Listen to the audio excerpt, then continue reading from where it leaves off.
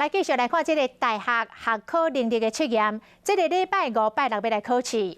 多一间的大学毕业生是企业的最爱的。讲这个成功大学，因为有不分系教学的学习系统，来增加着跨领域的人才，所以这个企业的满意度上介悬。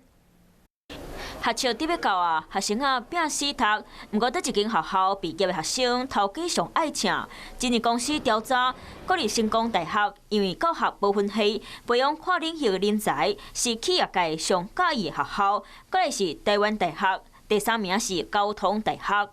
那不分析要培养的人才，就是说我可能在不同的学门领域我都有专业，但是我又有办法去做沟通，这样子的人才是目前企业主最急需要的。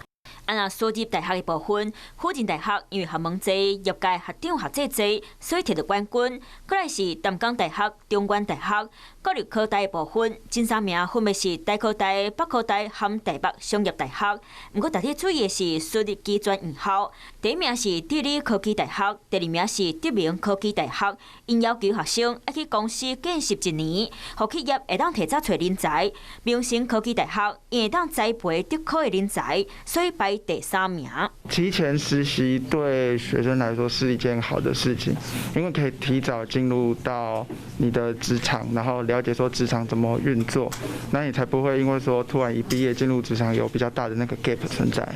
学生见习的阶段，会当知影公司是安怎运作的。另外，因为疫情关系，电商相关产业需要有愈侪科技人才，因为环境变化，互课变多，嘛正做学生选学校参考的条件。